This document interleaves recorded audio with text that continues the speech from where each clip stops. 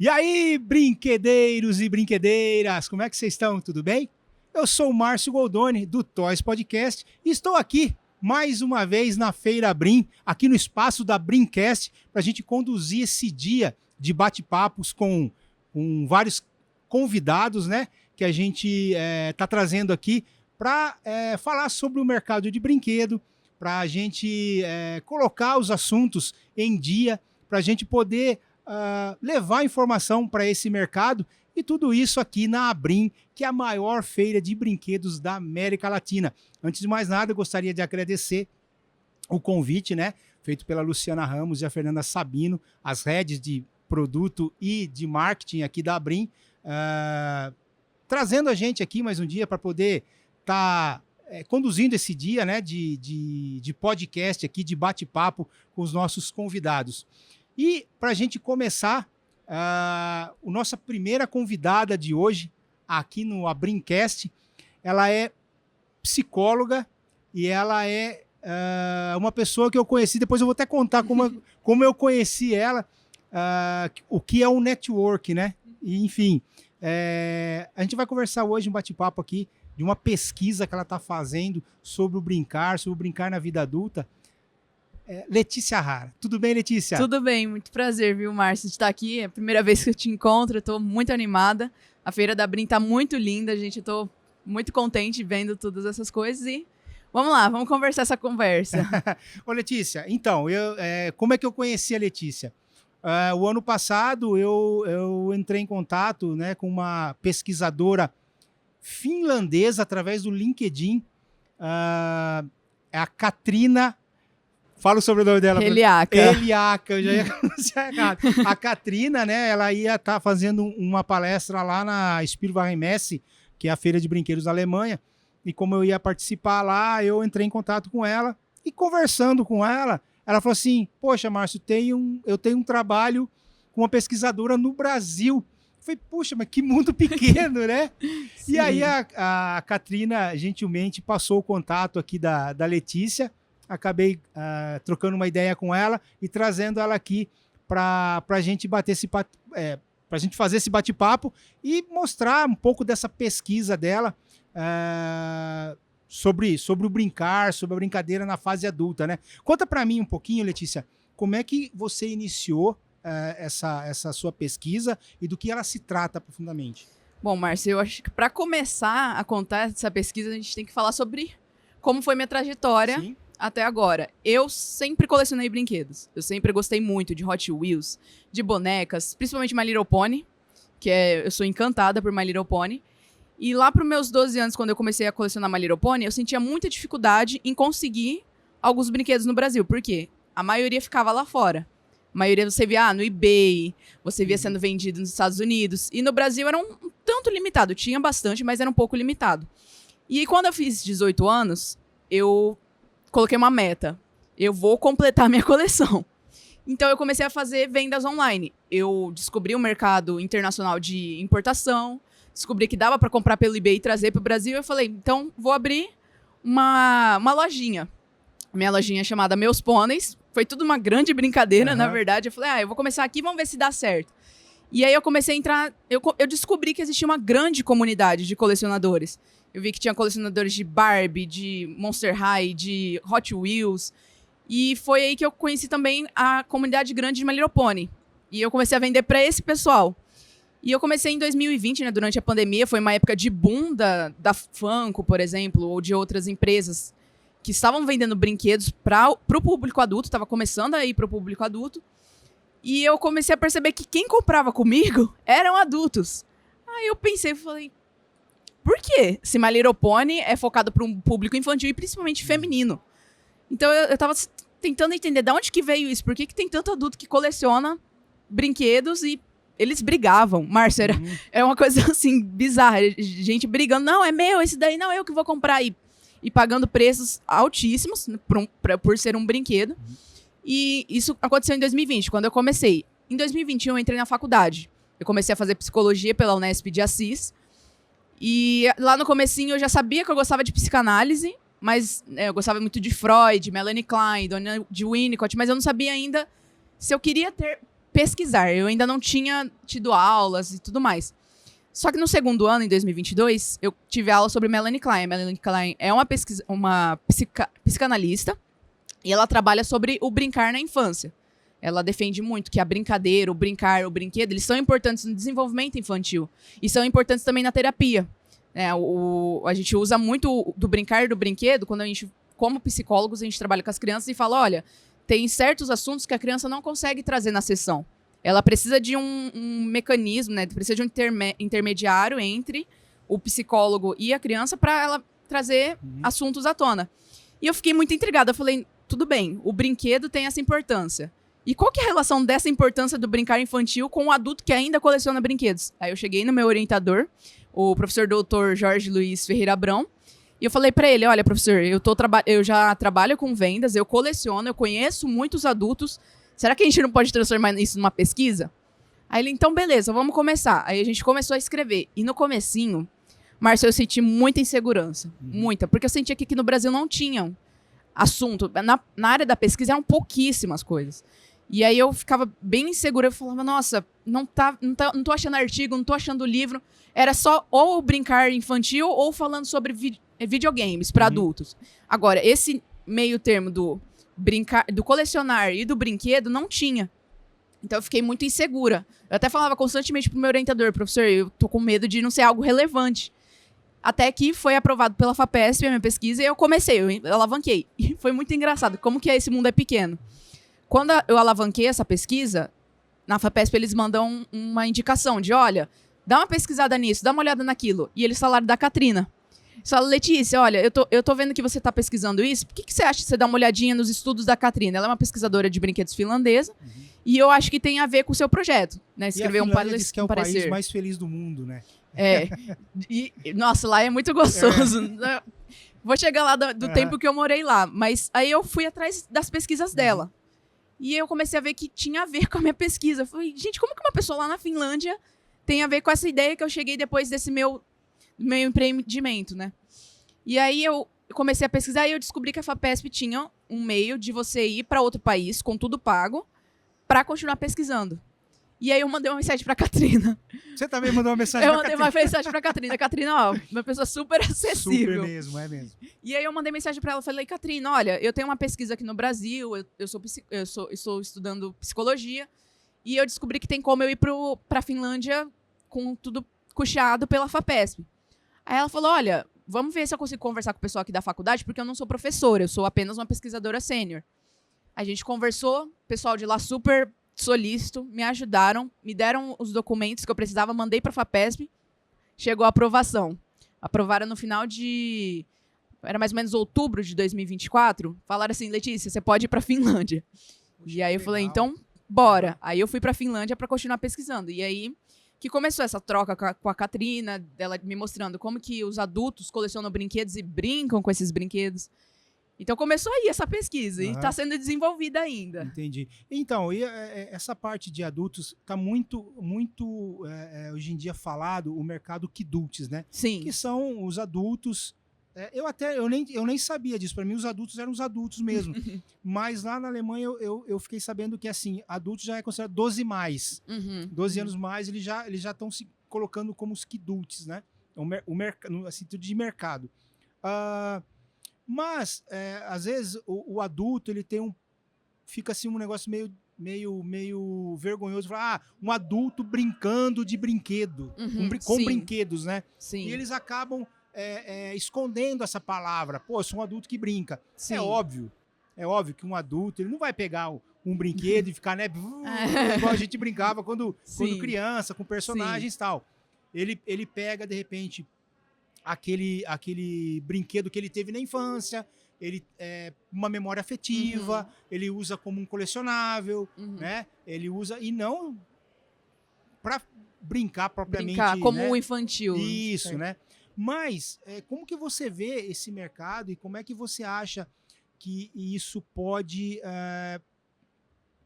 ajudar no mercado brasileiro, enfim, de produção, de criação para produtos com esse novo público, vamos dizer assim? Olha, eu acredito que aqui no Brasil a gente tem um grande problema com relação são várias coisas, né? Eu acredito que o Brasil está um pouquinho atrasado com relação a isso. Mas, por exemplo, a minha pesquisa foi uma iniciação científica e eu acho muito interessante o título que meu orientador me indicou, que era Brincando de Colecionar, uma análise do significado do brinquedo na vida adulta.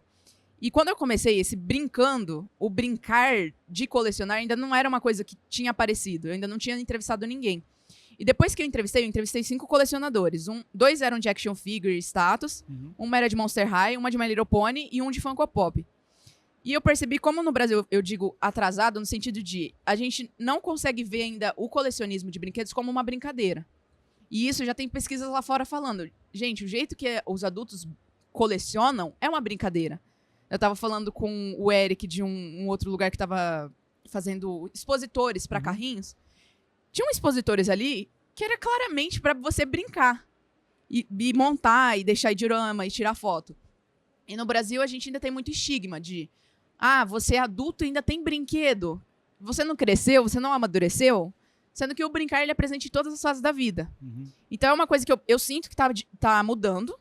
Pelas entrevistas que eu realizei, eu sinto que as famílias, né? Geralmente as famílias, os amigos já estão... ele coleciona, mas ele não deixa de ser o juiz. Ele não deixa de ser um bom trabalhador. Ele não deixa de ser uma pessoa profissional. E nisso, eu acredito que a gente está se encaminhando ainda para chegar ao que lá fora já é. E outra questão que eu vejo para o mercado brasileiro com relação a adultos que colecionam brinquedos é a dificuldade desses brinquedos de vir para cá. Eu vejo, por exemplo, agora que começou a vir um Funko Pop, mas e naquela época que tava o boom, lá em 2020, 2021, na época da pandemia? Você dependia de importadores. E o que aconteceu de golpe, de gente passando a perna, eu acredito que você já deve ter visto na Record, que o cara deu um golpe milionário. Então eu acredito que essa é uma grande questão. O mercado brasileiro ele é muito grande para adultos, mas a gente tem pouco acesso. E quando chega, é caro. Então, como que você vai conseguir ter esses adultos terem acesso a esse tipo de colecionável que eles possam brincar se tem esse impedimento financeiro? Tem impedimento financeiro, tem um certo estigma ainda que acredito que vai melhorar com o tempo, mas ainda tem esse estigma, por exemplo, com relação aos bebês reborn, que teve recentemente. Foi um bafafá, né? Todo mundo tá falando, nossa, mas como assim? Por quê? Porque você pega um grupo seleto que exagera. Sim. Mas e até às vezes assim. fazem para ganhar views, Sim, é forçado aquilo, né? Não é que aconteceu. Eu entrevistei uma criadora de bebê, cegonha, né? Cegonha de bebê reborn. Ela falou assim, Márcio, aquilo foi plantado. A pessoa, ela não foi com um bebê no hospital para querer ou consultar com um pediatra, tal. Fazem isso para lacrar, para ganhar views, né? E isso acaba deturpando um pouco o mercado, porque aí as pessoas, nossa, mas acabam desistindo às vezes de ter uma coleção ou ter esse produto pelo fato de ficar jocoso o negócio, né? Acaba virando piada, né? Se você vai na casa de uma mulher, por exemplo, que tem um bebê reborn, ela fala, você vai levar ele pro pediatra, né? E a pessoa acaba ficando envergonhada e acaba, de repente, não dando sequência, né? Sim, isso eu percebo muito eu não posso... Isso é uma grande questão das comunidades. Por que as comunidades no Brasil são tão fortes? Porque lá o pessoal consegue se encontrar. O pessoal consegue encontrar gente que pensa igual, compartilha dessa mesma paixão e não sente aquele negócio de, eu vou ser julgado. Fulano de tal não vai me entender. Eu sinto que é muito mais difícil você conhecer colecionadores presencialmente por conta disso. Não é a primeira coisa que você fala. Você fica com vergonha. Você fala, nossa, mas se eu falar pra essa pessoa, será que eu vou perder uma amizade? Essa pessoa vai me comparar com aqueles casos que... Eu acredito que sejam, sim, para chamar atenção, para ganhar views. Será que vão me comparar com essas pessoas? Exatamente. Então tem esse estigma, tem esse medo de, vou falar ou não, né? Não, sabe o que é engraçado? Que uns anos atrás, eu estava nos Estados Unidos e eu vi adultos com a gravata, assim, do Piu-Piu, do Frajola... Anos atrás, assim, bastante anos atrás. Aí. E eu, nessa época, falei assim, nossa, que crianção, sabe?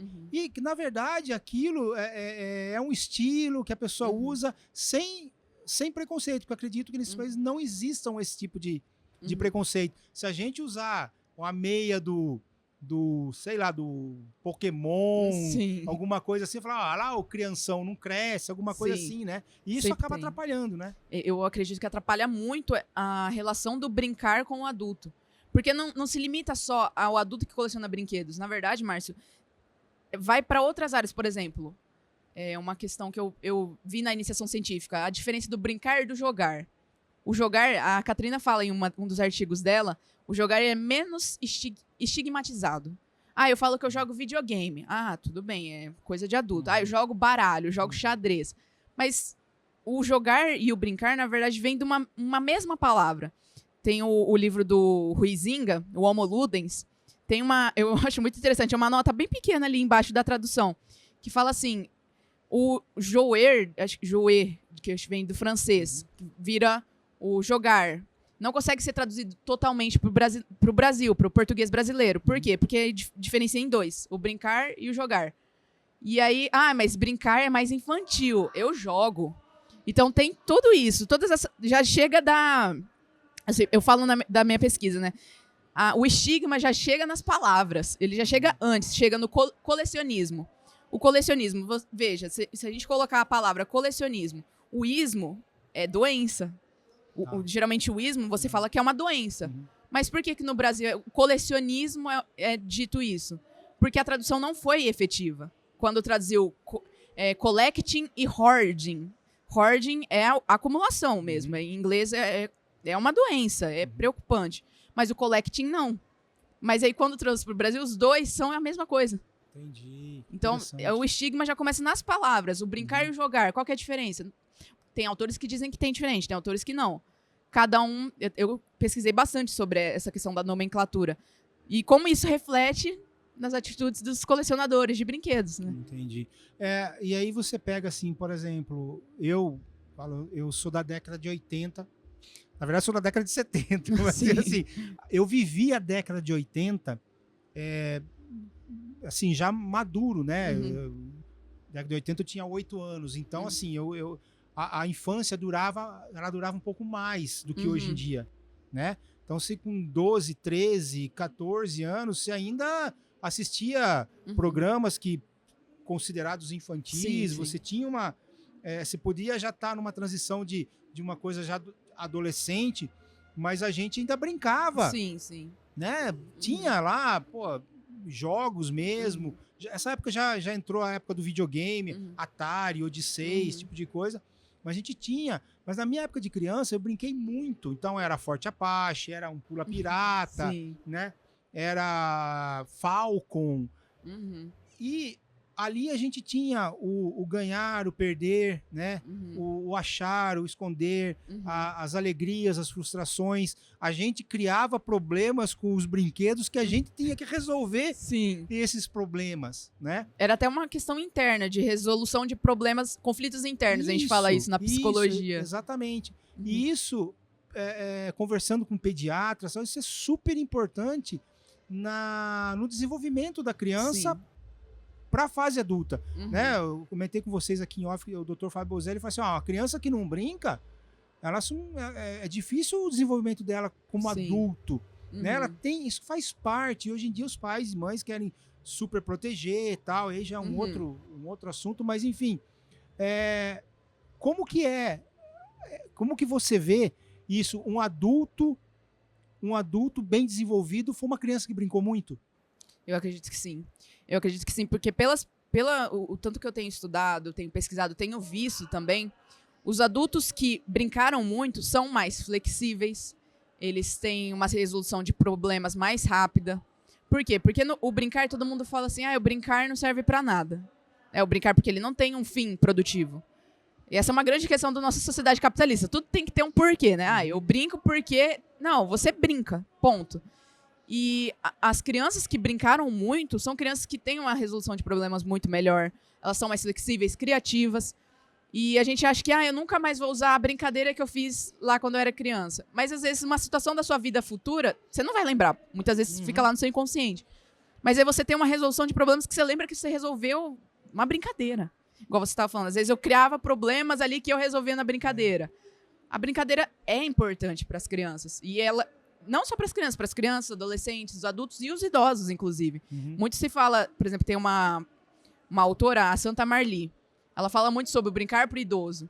Recentemente também, eu estava vendo que ela vai dar uma palestra, né? acho que a diretora da ABRE, da Associação Brasileira de Brinquedotecas. Eu sou brinquedista hoje em dia. Tá. Eu me formei por eles. E eles defendem, eles falam, olha, o adulto, o idoso também brinca, também precisa dessa flexibilidade de soltar o cérebro. Então não se limita. E eu acredito que existe um prejuízo do desenvolvimento da criança lá no futuro. Na infância também a gente vê, por exemplo, se você brinca, você sabe, como, por exemplo, acho que é se não me engano, movimento fino, traço fino, uma coisa assim. A criança pega, né? Exatamente. Escreve. Coordenação motora fina. Isso. No brinquedo, por exemplo, aqui, eu vou lá, pego assim, puxo. Se você fica só, por exemplo, nas telas, como é que você desenvolve? Certo? Então, eu acredito, sim, que adultos que têm uma capacidade mental melhor, isso eu diria até, por exemplo, de resolução de conflitos internos. A pessoa já resolveu muita coisa na infância. Claro, sempre tem que estar se conhecendo, brincando também. Sim. Mas eu acredito, sim, que crianças que brincam muito no futuro, elas têm um diferencial. Até essa situação de coordenação motora, já conversei com pessoas que têm crianças que estão perdendo a coordenação motora fina, porque é muita tela e elas não conseguem mais amarrar um cadarço do tênis e tal. E aí ela pega num tablet, por exemplo, e tem uma imagem de metal, uma de madeira, uma de plástico. Ela sabe que aquilo é uma madeira, ela aprende que aquilo... Mas ela não tem o toque. Ela não tem o tato, né? De falar, pô... Né, se ela não vê, ela não sabe diferenciar aquilo, porque ela fica só na tela. E é muito interessante que eu vi um vídeo uma vez de quanto tinha, 1 aninho, não sei, uma criança numa revista, e ela pegava a revista... Ela tava sentadinha no chão assim, ela pegava a revista, ela fazia assim, numa revista de papel, ó. Nossa, sabe? Tentando pinçar, né? Sei lá, no máximo 1 ano de idade tinha. Você imagina só que ela já aprendeu, a como que faz a relação à tela. Ela fazia assim na imagem, sabe? Ou fica assim, tentando virar a página fazendo assim. E não vira, né? Então, assim, é muito preocupante, né? E eu acho que pesquisas como a sua, elas têm que chegar nas mãos do próprio mercado de brinquedo para que isso se torne um norte, para que eles consigam também ter uma visão no desenvolvimento dos produtos. Sim. Né? Eu acho que está tendo um certo olhar mais cuidadoso com isso, até mesmo porque acho que quem cria a parte digital já percebeu que esticou muito a corda, né? E a gente tava falando do Toy Story, que vai ser agora, que o vilão vai ser um tablet. Vai ser um tablet. Toy Story 5, né? Então, já percebeu que esticou muito a corda e é necessário que se volte um pouco, porque senão as crianças vão ter sérios problemas mais para frente, né? Sim, eu acredito muito nisso. Eu vejo muito na clínica, né, trabalhando, eu estagiei durante a graduação, e eu via muito as crianças já chegando com dificuldade de aprendizagem, dificuldade em relacionamentos. Mas quanto tempo essa criança passa no celular? O dia inteiro. Porque os pais ficam fora e não tem o que fazer.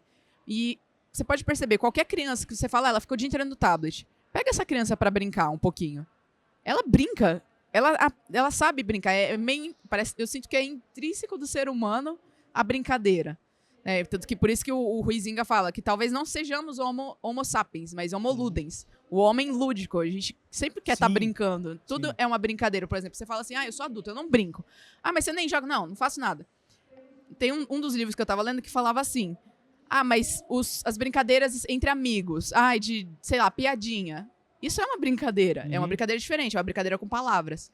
Então, o ser humano sempre está brincando. Sim. Em algum momento está brincando.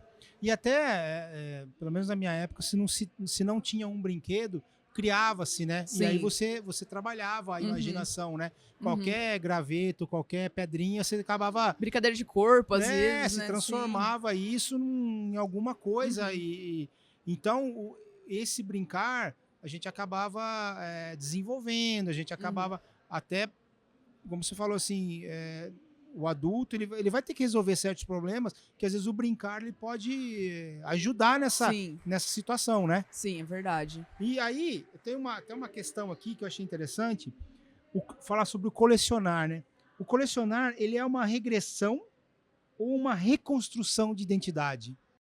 Olha, Márcio, no tempo que eu fiquei lá na Finlândia, eu me dediquei muito a entender essa parte. Porque eu já tinha as entrevistas quando eu fui pra lá.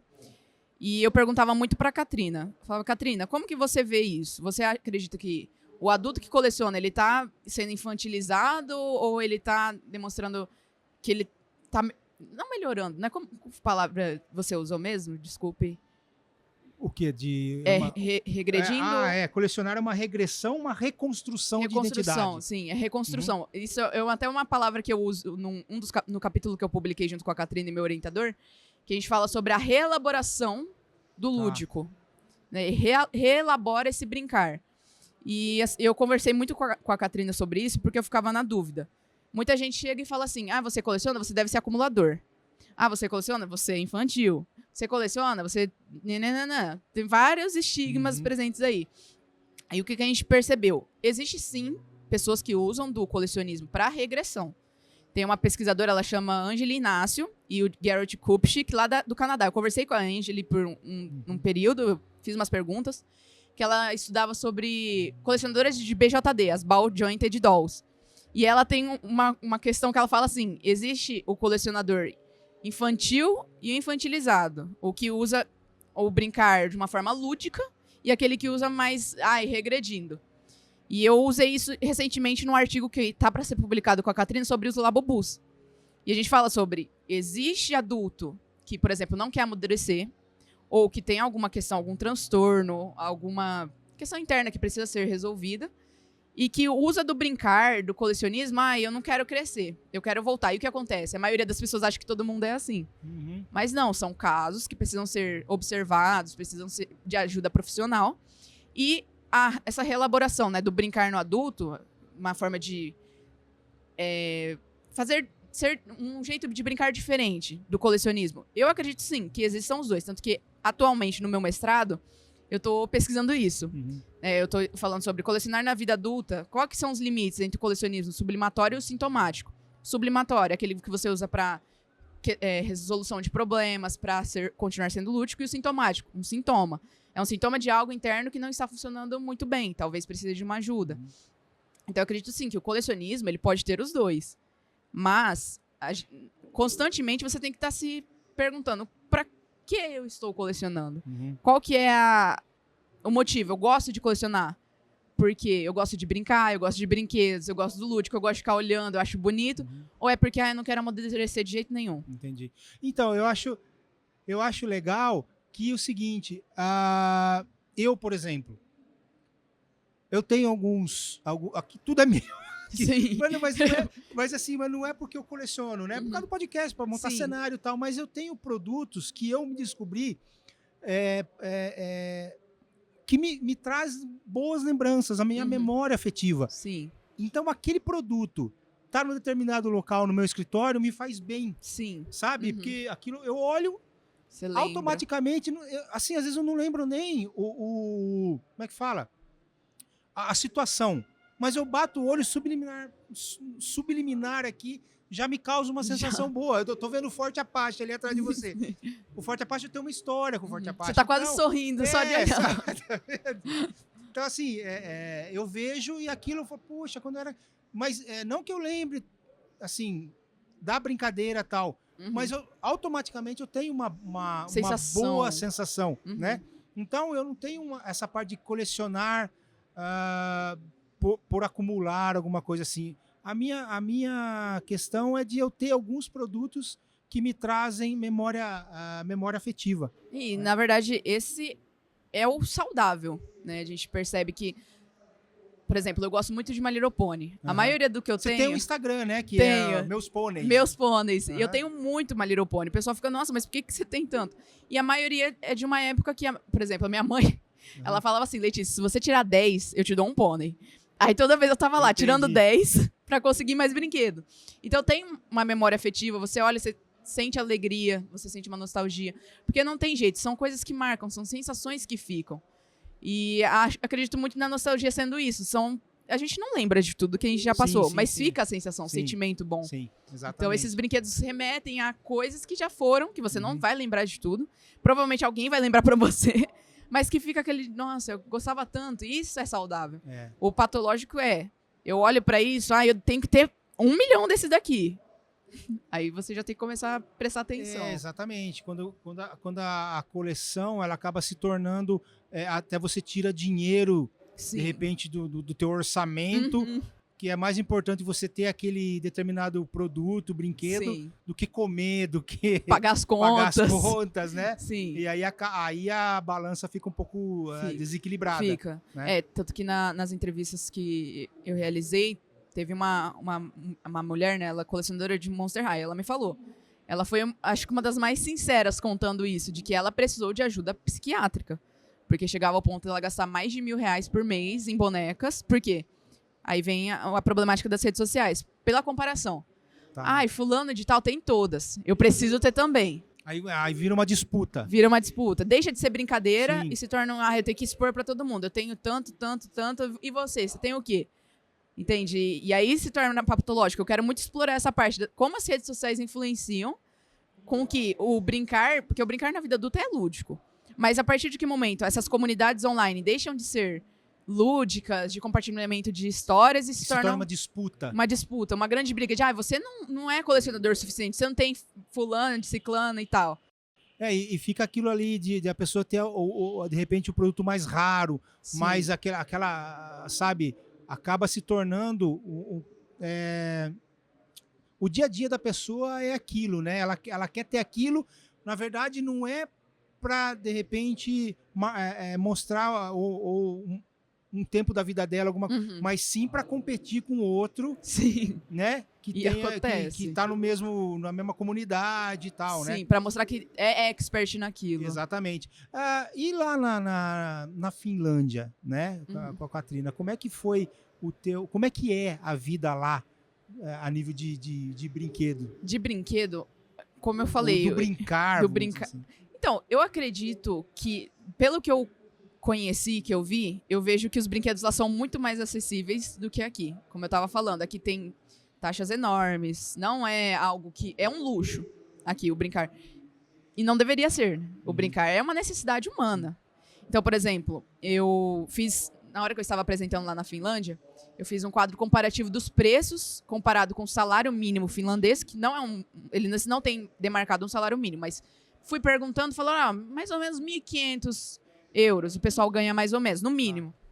E o salário mínimo... salarial. Uma média salarial. Não tem igual aqui, que é estipulado. E aí eu fiz uma comparação. E aí eu coloquei, por exemplo, Sylvanian Families. Quanto que era lá? Se eu não me engano, lá estava saindo em torno de R$150. Para eles era mais ou menos 25 euros. Pra gente, era 230 no Brasil. E aí você vê, tudo bem. O pessoal fala, mas você não pode converter, porque quem converte não se diverte. Exatamente. O pessoal fala. Se você converter, você não faz nada. Você não faz nada, mas você tem que pensar, por que para eles ganham 1.500 euros? O brinquedo custa, no máximo, 30 euros. E pra gente, que é R$1.500 o salário, a gente paga mais de R$200 no brinquedo, no mesmo brinquedo, e era literalmente o mesmo. Eu tirei foto, printei da internet, por quê? No Brasil tem muita taxa em cima dos brinquedos. Os próprios fornecedores sabem disso. A gente é tomada de taxa. A carga de impostos aqui é altíssima. Sim. E a gente sabe que é caro trazer de fora. Então, por que é tão inacessível? E eu vi na Finlândia isso, por exemplo. Tinha muitas... lá eles faziam muitas lojas de segunda mão. Nossa, eu fiz a festa nas lojas de segunda mão. Tinha muito brinquedo. E era uma coisa assim, é o brinquedo. A gente brinca, a gente gosta, coleciona. E eu vejo que lá eles dão muito valor a essa brincadeira, ao brincar. Tanto que, ainda para adultos, eu acredito que não seja tão focado. A Katrina mesmo me falou que ela sente que na Finlândia não valorizam tanto o brincar adulto. Falam muito sobre o brincar infantil, mas o brincar adulto ele é mais... Ela diz que ela consegue ter mais palestras e discussões mais para fora, para outros países. E aí eu fiquei observando tudo, os preços, a quantidade de pessoas que compram, quem que estava lá nessas lojas, quem que estava comprando. E eu percebi muito disso. É mais acessível. Eles falaram pra mim assim, é caro. Aí eu fiquei pensando, gente, vocês não sabem o que é caro. Sim. Porque igual, aqui no Brasil, tem muitas brigas sobre, por que você tá deixando de fazer XYZ e querendo comprar brinquedo? Mas quem não quer ter brinquedo? Quem não quer ter alguma coisa que remeta a um tempo feliz ou hoje em dia ainda gosta? Mas aqui é muito inacessível. E é triste isso aí. E a gente sabe que começa já da chegada. A culpa não é dos lojistas, não é das empresas. A gente sabe que já chega, cara. Eu fui importadora. Então eu sofri muito com isso. Gente chegando em mim falando assim, ai, Letícia, mas por que brinquedo tal é tão caro? Gente, eu paguei em dólar, que o real tá desvalorizado. Eu tive que pagar a taxa, pagar o envio. Eu ainda tenho que ter um saldo aí do meu trabalho. Não tem como ser barato. E eu fico triste com isso. Eu faço o possível para colocar um preço mais acessível possível, mas é muito difícil. Sim. E aqui no Brasil, olha, se eu estou muito enganado, caiu drasticamente a nível de ser um brinquedo por ano por criança. Sim. Né? Brinquedo per capita aqui. Então, assim, quer dizer, a criança, ou ela tá ganhando no aniversário, ou ela tá ganhando no Natal. Sim. Ela não tá mais ganhando no aniversário e no Natal. E aí tem até no medo dia das crianças, Sim. né? E olha Natal, lá. Dia das crianças, e eram 3 brinquedos, vamos dizer assim. Sim. Hoje, por quê? Porque realmente o brinquedo ficou muito caro. E o brinquedo, já até puxando um gancho aqui, hoje em dia ele tem que ter uma tecnologia, né? Ou ele tem que ter alguma coisa que não é mais só uma boneca simples ou um carrinho simples. Eu conto que há um tempo atrás um casal foi na minha casa, eles tinham um filho, quantos anos ele tinha? Talvez 8 anos, 9, por aí. E eu tinha um Mustang, um carrinho Mustang. Uau! E eu ganhei de um fabricante, né? E pra mim era um Mustang, cara. Mas era um carro tipo esse aqui, assim, né? Roda livre, que chama, tal. E eu dei o carro, eu falei, o fulano, vem aqui que eu vou te dar um presente. Aí eu dei o carrinho pra ele, né? E na minha cabeça era um Mustang, cara. E ele pegou, ele abriu, ele bateu assim na rodinha. Ele falou assim, mas tio, mas não faz nada. Não então, fala, né? Cara, o carrinho não fala. Falei, cara, como assim um Mustang? Mas pra ele, talvez, tinha que ter controle remoto, tinha que acender uma luz, tinha que não sei o quê. Tinha que ter algo sem ele ter que usar a criatividade. Eu tô isso de... Pô, o rapaz até casou já, o menino. Sabe? Então, assim... Não foi agora, né? Foi já agora, foi de lá já atrás. Foi 15 anos atrás, sabe? Então, como que você vê isso? O brincar, até mesmo na Alemanha, tinha uma aula lá com IA, brinquedos com IA, né? Enfim, como que você vê essa parte de embarcar tecnologia no brinquedo, sabe? Isso pode ajudar, prejudica, tem que ter um limite, né? Como que você vê isso? Lá na Finlândia, eu adorei ficar indo em loja de brinquedo. E eu vi que já tinham muitos brinquedos que já estavam assim, com tecnologias embarcadas e tudo mais. E a Katrina mesmo, ela recentemente publicou um artigo falando, até que ponto é bom, é lúdico, ela estava defendendo bastante sobre isso. E eu acredito sim, que se você usa o brinquedo, por exemplo, a mãe e o filho vão lá e brincam, o pai e a filha, etc. Brincam, tem uma proposta lúdica, é interessante. O problema é você comprar um interativo só para sua criança ficar quieta e brinca sozinha, dá um jeito aí. A babá vai ser você conversa com o brinquedo sozinho. Tanto que, por exemplo, a Katrina me falou muito, né? No período frio que eu passei lá na Finlândia, a gente conversou bastante sobre isso. Ela falava pra mim, olha, eu vejo muita gente julgando os brinquedos com IA, mas eles são bons se bem brincados. Sim. Se você tiver alguém com uma companhia, alguém pra brincar junto, por quê? Porque não é o brinquedo que tem que brincar sozinho. A criança brinca, interage e se torna criativa.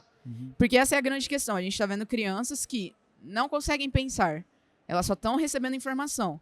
Aí chega um brinquedo que eu tenho que pensar como brincar com ele, como que eu vou fazer? Você já paralisa, né? Então, assim, eu acredito que seja interessante, é bem legal. Eu já vi muitos brinquedos com inteligência e tudo mais, mas precisa ter um cuidado. Vai ser igual às telas, que eu vou só jogar e a pessoa, fica quieta e para de encher o saco. Tem que ter toda essa discussão. É uma discussão recente, inclusive. Eu tô vendo que lá fora estão falando muito sobre. Mas a Katrina, a gente conversou sobre muitas coisas, desses estigmas, dessas problemáticas que estão saindo aí. E ela tava me falando, tá chegando muito na Europa, esses brinquedos. Na verdade, na Europa tá saindo primeiro, né? Tá chegando lá primeiro e depois tá vindo pra cá. Tanto que eu tava vendo uns Stitch grandão ali, que eles são aqueles que falam e tudo mais. A Katrina adora aquele ali. Eu vi e falei, nossa, a Katrina ia adorar. Mas já tinha chegado lá faz tempo. Eu fui lá pra Finlândia faz o quê? Mais de um ano? Aí depois que eu fui lá que eu comecei a ver que tava vindo pra cá. Então lá fora, eles já têm discussões sobre isso. É bom, não é? Eu acho que depende de como você utiliza. Assim como as redes sociais, assim como as telas. Como você tem utilizado esses meios? Entendi. Tem sido só pra ficar quieto ou você tá brincando mesmo? Entendi. Eu acredito que tem que pensar, refletir sobre isso. Como que é feito esse uso no pós-compra. Eu vi um dos brinquedos que eu vi lá, era um Furby, alguma coisa assim, de pelúcia e tal, né? Mas o que acontecia? Ele tinha estímulos, se você podia, com a mão, o calor da mão, se esquentava ele, chegava a uma temperatura, você passava a mão na cabeça, ele dormia, você fazia um determinado gesto, o olhinho dele, os 2 olhos eram uma tela, assim, sabe? Então, brilhava. Assim, a impressão que era que ali você tinha um cuidar do brinquedo. Então, ele dependia do teu cuidado para você ter essa interação com o produto. Agora, como você disse, se for um produto que ele brinque e você só assista... É complicado. Né? E de repente ele fala assim, não, agora... E a criança fala, mas e agora? O que eu faço? Eu só vou ficar lá assistindo. Aí eu acredito que seja bem prejudicial, porque, né? Igual, eu gosto muito de brinquedos de controle remoto. Eu adoro carrinho de controle remoto. E o carrinho... Você é mais moleca? Porque você... Eu adoro carrinho. Eu adoro carrinho, boneca. Marcia, eu adoro essas coisas. Quem é que subia na árvore, Eu só não subia porque minha avó não deixava, senão eu subia. Mas desde criança eu sempre gostei muito de carrinho. Eu tinha motinho também. Então, assim, eu até falo, minha família foi muito aberta comigo. Né, eles não tinham esse estigma de menina não pode gostar de carrinho. Márcia, eu sou apaixonada por carrinho. Hot Wheels. Sim. Aqueles carrinhos 1 para 18. Tô apaixonada com aqueles carrinhos que eles estão ali expondo. Então, eu acredito... E é isso. Quando eu era criança, eu sofri muito preconceito. Já a Letícia gosta de carrinho. Gente, é tudo brinquedo. Sim. O brinquedo não define ninguém. O brinquedo é lúdico. Sim. Que bom que as crianças brincam. Independente do brinquedo, do carrinho. Igual a gente vê no mercado. Eu tô vendo que tem sendo uma tendência de fazer brinquedos de casa que não são mais rosa. São brinquedos de cores aleatórias. Pra cor não definir mais. Exatamente. Eu acho isso muito interessante. Já entra, claro, numa outra questão, uma outra problemática, mas a gente vê isso. O brincar não pode se limitar a só homem e mulher. Mas todo mundo pode brincar, adultos, crianças, idosos, enfim. Cada um brinca de uma forma diferente. Tanto que a minha pesquisa trabalha isso, que o brincar adulto não é igual ao brincar infantil. O brincar adulto ele é mais documentado, compartilhado. Ele tem um jeito diferente. Não é mais tanto assim, vou pôr no chão, vou ficar brigando. Mas eu vou lá e monto as coisas. Monto o diorama, igual aqui. Tá tudo montado. Tem um motivo do porquê tá montado dessa forma. Então, é uma forma da criatividade ser posta em ação. E assim, pra gente ir pros finalmente, assim, qual é o recado que você deixaria para esse mercado de brinquedo hoje em dia, dentro da tua pesquisa, o que você fez, o que você pesquisou, o que você falaria como psicóloga, né? Como uma estudiosa sobre o assunto, o que você falaria para o mercado hoje? Eu acho que é importante não ter preconceitos com relação a cada faixa etária para o mercado, né? Por exemplo, a criança, igual eu estava falando, a menina tem que brincar de casinha e o menino tem que brincar de carrinho. Não. Você pode fazer carrinhos para meninas, cozinhas para meninos também, não tem problema. Na infância. Até porque hoje tem um monte de cozinheiro, né? Exatamente. Não é verdade? Muitos cozinheiros bons, por sinal. O Masterchef, por exemplo, começou a formar, né? Hoje você pega crianças não querem mais ser jogador de futebol ou modelo, não sei o quê. Eu quero ser um cozinheiro, né? Profissional, um jacan da vida. Exatamente. Na infância, por que eu falo isso? De não ter esse estigma todo de diferenciação. Esse pode, esse não pode. Porque aí a criança perde a criatividade. A criança é criativa. E não ficar enfiando um monte de tela. Não, agora o brinquedo tal é em volta de uma tela. Não, gente. A criança tem que ter a criatividade. A adolescência eu vejo na minha pesquisa, que é um limbo. Você não é nem criança, nem adulto. Você é o quê? Você pode brincar ou não? E o adolescente, hoje em dia eu vejo muitos jogos de tabuleiro, jogos de cartas. Incentivar esses adolescentes a continuarem brincando, de formas diferentes, claro, porque você já vai entrando numa maturidade, você vai se afastando dos brinquedos.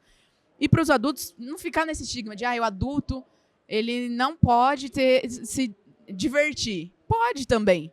E tá tudo bem, as lojas de brinquedos, porque isso acontece muito. Chega na loja de brinquedo, é para o seu filho? É para sua sobrinha? Não, é pra mim. É pra mim. E aí? Então, assim, pensar sobre isso, que o adulto também pode. Porque, por exemplo, a gente já tá nessa área dos brinquedos, a gente sabe que, tudo bem. Mas e aquela pessoa que ainda tem aquele medo de chegar na loja de brinquedo e falar que é pra si?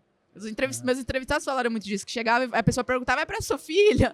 Aí a pessoa falava, é pra minha filha. Então, o mercado tem que ver que esses adultos, esses idosos também, tem muitos idosos que estão indo pra esse mercado dos brinquedos, eles têm medo de chegar. Então, vamos incentivar também, olha, tem brinquedos pra vocês também, não é? Não fica só limitada à infância, adolescência, à adultez. E utilizar, por exemplo, hoje em dia, eu vi recentemente você respondendo um post falando que não tem mais propaganda de brinquedos. Sim. Mas e o pessoal que tá na internet divulgando? Não fica falando, esse Labubu é só pra criança, esse daqui é só pra adolescente. Não, é pra todo mundo. Quem gostar mesmo e não estiver seguindo só uma tendência porque tem o FOMO, né? O medo de ficar de fora. Se você gosta mesmo, tá tudo bem você comprar, tá tudo bem você gostar. Então eu acredito que essa é a minha mensagem pro mercado e pras pessoas também. Se você gosta, tá tudo bem, você não precisa ter medo de... Tem mais pessoas que gostam tanto quanto você. Legal. E pra gente terminar, tem uma pergunta pra você, que essa pergunta eu não... Ó, essa pergunta todos os meus convidados do Toys Podcast responderam até hoje, tá? Letícia, qual que é o teu brinquedo de infância? Nossa, meu brinquedo de infância... Eu acho que são os carrinhos. Eu gostava muito do Relâmpago McQueen. Até hoje eu coleciono muita coisa do Relâmpago McQueen, então é uma coisa que veio da infância, porque o My Little Pony veio mais na adolescência. Então, acho que são os carrinhos Hot Wheels, as BMW da vida, o Relâmpago McQueen. Então, esses são os de infância que você for lá em casa, você vai ver assim, ó, parece um santuário, só do Relâmpago McQueen. Legal. Bom, Letícia, muito obrigado pela tua presença, tua vinda aqui até São Paulo, né? Que foi... Quantos quilômetros são? Nossa, dá uns 500 quilômetros de Araçatuba, hein? Um alô pra Araçatuba aí também, pessoal. É longinho, mas muito obrigado, tá? Um abraço pro teu namorado que tá aqui ali, também. Ó, né? Assessor de imprensa, tá? Assessor de imprensa, tá aqui ajudando. E olha, Márcia, eu tenho um presentinho pra você. Não podia chegar de mãos vazias aqui. Ah lá. Vamos ver se você descobre o que é. Eu acho que é alguma coisa relacionada aos seus brinquedos de infância. Será que é? Vamos ver. Poxa, obrigado, não precisava, mas... que será que eu ganhei aqui? Tem jeito. Bom, brinquedo... pacote tem que rasgar, né? Tem, o mais divertido é fazer isso. Ah lá, Matchbox aqui, ó. Olha lá. Poxa, que legal. Vai pra minha coleção, porque eu tenho uns também que eu ganhei de colecionadores, né? Que legal. Esse Felipe daí eu achei sua cara. Poxa, que legal. Ó, eu gostaria de ter um conversível desse aqui, viu? Bonitão, né? Poxa, muito obrigado. Tá aí para te retribuir, a caneca é tua, o squeeze é teu para você guardar de lembrança, dessa participação aqui no Abrincast e do Toys Podcast, tá bom? Muito contente. Letícia, como é que faz para achar a Letícia nas redes sociais? Olha, no momento eu tenho duas contas, a minha conta de psicóloga e a minha conta de colecionadora. Então, eu tenho a minha conta de colecionadora, é Meus Pôneis, @meus_pôneis, é tudo junto, tá em português mesmo, Meus Pôneis, com E e S. E minha conta de psicóloga é psi_Letícia Hara. Lá na minha conta de psicóloga, eu vou estar mais falando sobre as minhas participações, os meus estudos. A agenda também está aberta. Se é colecionador, se quiser conversar, fazer terapia, a gente está lá disponível. E tem minha conta de colecionadora, onde eu sempre estou postando as minhas vendas, que eu ainda continuo vendendo, comprando. Eu coleciono, não tem jeito. E lá eu também posto novidades com relação à minha pesquisa, onde eu tô, por exemplo. Eu vou postar que eu estava aqui na Abrim, estou muito contente. E espero vocês lá. Estou disponível para conversar também. E para ter acesso à tua pesquisa, é possível? É possível, sim. Eu tenho a minha pesquisa... A iniciação científica não está publicada na íntegra. Tá. Ela ficou como um embasamento para o meu mestrado. Mas eu tenho um capítulo de livro publicado que fala sobre a psicologia por trás do colecionismo de brinquedos da vida adulta. E esse capítulo de livro está disponível na internet. Você pesquisa lá, Katrina Heliaca, Letícia Hari e Jorge Abrão. Tem disponível, a gente deixou numa plataforma na ResearchGate. Tá. Lá tá de graça, você pode só baixar e ler, porque eu fiz um compiladinho das coisas que eu vivenciei lá na Finlândia, do que a gente achou nas entrevistas. E mais pra frente vem aí novas publicações. Atualmente tem uma pesquisa que se chama o Labubu Gamificado, que eu fiz com a Katrina sobre como que o Labubu tem uma dinâmica de compra, venda, blind box e tudo mais. Vai ser publicado pela Springer Nature em breve, ainda não sei quando, mas tá pra vir. E outras publicações que vão vir no decorrer desse ano. A gente tem qualquer coisa pode mandar um direct pelo teu Instagram e tal, que daí eu vou lá e divulgo. Você orienta lá. Então tá bom. Bom, mais uma vez, obrigado, Eu que agradeço, pela tua participação. Obrigado pela Catrina, né? Para a Catrina aí de ter nos colocado em contato. Nós no Brasil não nos conhecíamos, né? E aí precisou uma finlandesa. Esse mundo é muito pequeno. Aparecer para conectar a gente aqui, mas isso é o poder do network, né? Exatamente. Então, um abraço para a Catrina e a Letícia aqui. E nós conversamos aqui com Letícia Rara, a psicóloga que tem essa pesquisa sobre o brincar na fase de criança e na fase adulta. Na fase né? adulta. É isso aí, pessoal. Nós vamos terminando aqui o primeiro episódio no Abrincast e a gente volta a qualquer momento. Até mais.